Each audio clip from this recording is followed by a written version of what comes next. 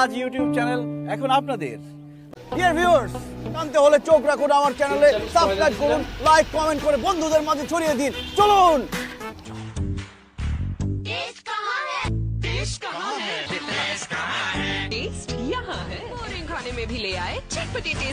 নমস্কার বন্ধুরা, বিকিচেন বাংলায় আপনাদের আরেকবার স্বাগত। আজকে আমি একটা নতুন ভিডিও নিয়ে এসেছি। তো বন্ধুরা, গরমকাল পড়ে গেছে, আমরা বিভিন্ন ধরনের শুক্তো খেয়ে থাকি। তো আজকে আমরা একটা অন্য নতুন ধরনের রেসিপি বানাবো, যেটা গ্রাম বাংলা থেকে আজকে হারিয়ে যেতে বসেছে। সেটা হচ্ছে তেলা কচু শাক। সেই তেলা কচু শাক, আজকে তেলা কচু শাকের একটা রেসিপি বানাবো। তেলা কচু শাক আলু দিয়ে জ্যান্ত বাটা মাছের ঝোল। তো শুরু করা যাক তেলা কচু শাক দিয়ে জ্যান্ত বাটা মাছের ঝোল। আপনারা প্রথম থেকে শেষ পর্যন্ত সাথে থাকুন। মাছে নুন হলুদ মাখিয়ে নেব।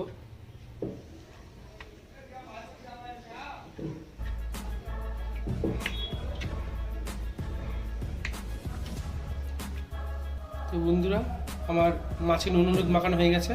এবার কড়াইতে আমি তেল দিয়ে দেবো। কড়াইতে দিয়ে দিচ্ছি সর্ষের তেল।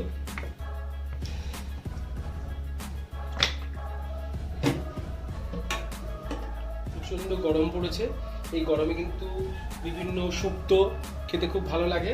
তো তেলা কচুর শুক্তোটাও খুব ভালো লাগবে আজকে। শুক্তো বলা ভুল হচ্ছে, এটা একটা তেলা কচু মাছের ঝোল। এবারে মাছগুলো দিয়ে দেবো।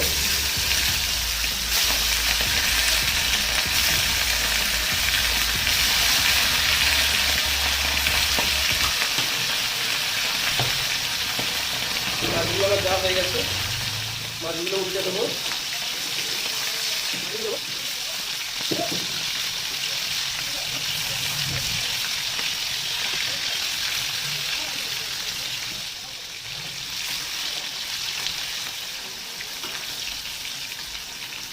তো ওই মাছগুলো ভাজা হয়ে গেছে, তুলে নেবো।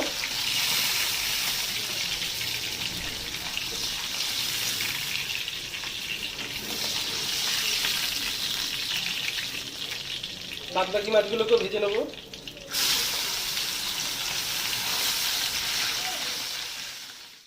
বাকি মাছগুলো আমার ভাজা হয়ে গেছে।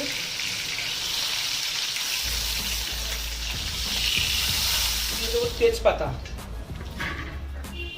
গোটা জিরে,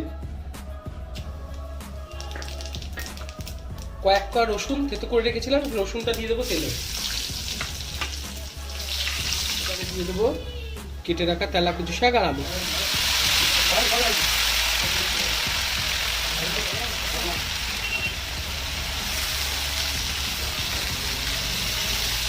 দেবো অল্প পরিমাণে লবণ, যেহেতু আগে একটু লবণ দিয়েছিলাম। একটু ভেজে নেবো। আপনারা চাইলে এটা সবজি করেও খেতে পারেন। আমি হচ্ছে এটা বাটা মাছ দিয়ে করছি, এটা ট্যাংরা মাছ, তেলাপিয়া মাছ দিয়েও করা যায়। এতে আপনারা চাইলে উচ্ছে পেঁপে দিয়েও শুক্তো করতে পারেন। হলুদ,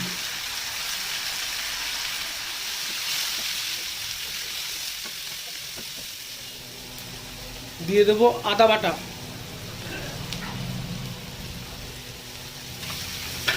আদা বেটে রেখেছিলাম, আদা বাটা দিয়ে দিলাম।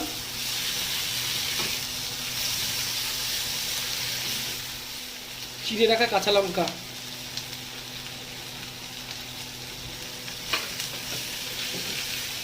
সামান্য একটু জল। তো আমার আদা বাটা দিয়ে কষানো হয়ে গেছে, জল দিয়ে দেবো।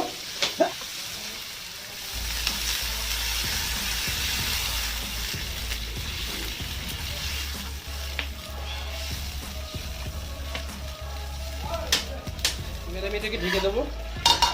এবার ঢাকনাটা খুলবো। ঝোলটা ফুটে গেছে, এবারে আমি ভেজে রাখা মাছগুলোকে দিয়ে দেবো।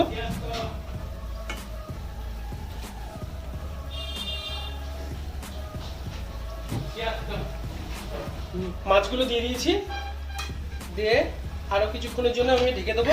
গ্যাসটাকে একটু কমিয়ে দেবো, যাতে আমার আলু আর তেলা কচু শাকটা সেদ্ধ হয়ে যায়। ঢাকনাটা খুলবো।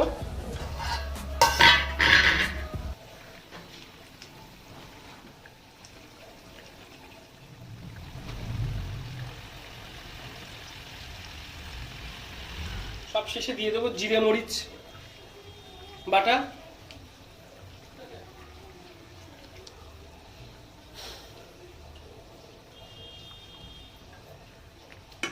বন্ধুরা লাস্টে দিয়ে দিলাম জিরে মরিচ বাটা। এই জিরে মরিচ বাটাটা একদম শেষে দিতে হবে, তবে কিন্তু তরকারির স্বাদটা অন্যরকম হবে। তরকারিটা ফুটে গেছে। আমার আজকের তেলা কচু শাক দিয়ে জ্যান্ত বাটা মাছের ঝোল কিন্তু হয়ে গেছে। এটা খেতে কিন্তু খুব সুন্দর লাগবে, আপনারাও বাড়িতে তৈরি করবেন। আর BKichen বাংলা চ্যানেলটিকে যারা এখনও সাবস্ক্রাইব করেননি তারা সাবস্ক্রাইব করে আমাদের সঙ্গে থাকবেন, আর আমাদের ইনস্টাগ্রাম এবং ফেসবুক পেজ আপনারা ফলো করতে থাকবেন। তো বন্ধুরা আজকে আমার তেলা কচু শাক দিয়ে জ্যান্ত বাটা মাছের ঝোল হয়ে গেছে, এবার আমি এটাকে নামিয়ে ফেলবো।